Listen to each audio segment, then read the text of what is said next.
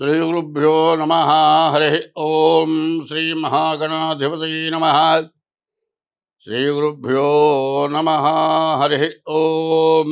ధరణికులాబ్ధిసోము భవతారకనాము ప్రపన్నకామునిన్ సరసగుణాభిరాము హరి జానకి రాముని ముక్తిధామునిన్ హరిజన భీము విక్రమ మదాత్మరమించు పరమాత్ము రామునిన్ చరణములంటి భక్తి మనసా గురుపాదములాశ్రయింపుమా.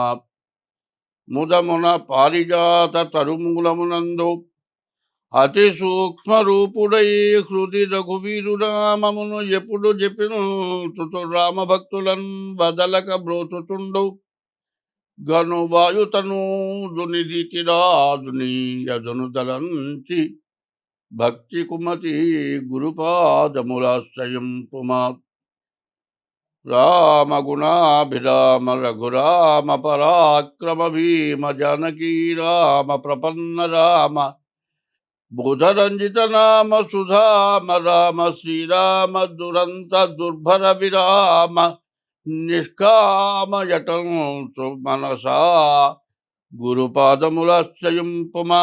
2025 మార్చి నెల 3వ రాశి మిథున రాశి ఫలితాలు.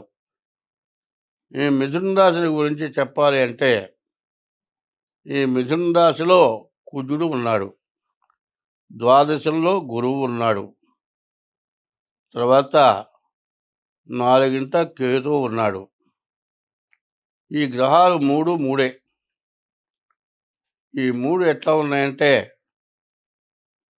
ఒక బొగ్గు ఉందనుకోండి, ఏమన్నా రంగు వస్తుందేమని ఎంత అరగదీసినా నలుపు ఇంకా పెరుగుతుంది కానీ మాత్రం తెలుపు రాదు.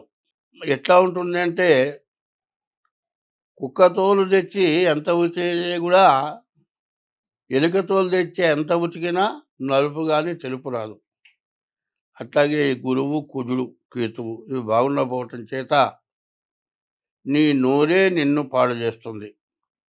నీ నోటితో మాట్లాడే మాటలు ఎట్లా ఉంటాయంటే, మీ నాన్న ఉన్నారా అని అడిగేదానికంటే నీ అమ్మ మొగుడున్నారా అని అడుగుతాడు.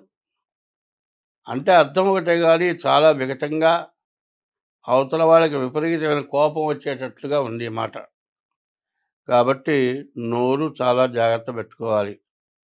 కుజుడు బాగుండకపోవటాన యాక్సిడెంట్ అవటానికి, దెబ్బలు తగలటానికి చాలా అవకాశాలు ఉన్నాయి. కేతుశిఖి ధ్వజోధూమ్ర ఉత్పాతో బహురూపకృతని, ఈ కేతు వల్ల విపరీతమైన సమస్యలు రావటానికి బాగా అవకాశం కనపడుతుంది.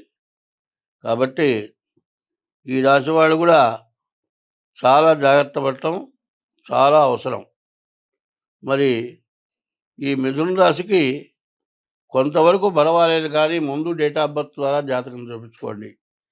ఈ రాశి వాళ్ళు ప్రతిరోజు కూడా ఏం చేయాలంటే, శివాలయానికి వెళ్ళి శివాలయంలో 11 ప్రదక్షిణాలు చేయండి. ఇట్లా 11 ప్రదక్షిణాలు చేసి మరి ఈశ్వరుడికి మారేడు దళాలతో పూజ చేయించుకోండి. అట్లా చేయించుకుంటే మీకు ఎప్పుడు కూడా మంచే జరుగుతుంది. కాబట్టి ఈ రాశి వాళ్ళు సుఖపడాలనుకున్నట్లయితే ప్రతిరోజు శివాలయంలో ప్రదక్షిణాలు, నవగ్రహాలకు ప్రదక్షిణాలు చేయటం, బియ్యపు రవ్వ పంచదార కలిపి మరి చీమలకు వేయటం, ఇట్లాంటివి చేయటం చాలా అవసరం. మీ నుంచి ఏ జీవరాశికి అపకారం జరిగేటువంటి మనస్తత్వం లేకుండా ఎంత జాగ్రత్త పడితే అంత మంచి మేలు జరుగుతుంది. స్వస్తి.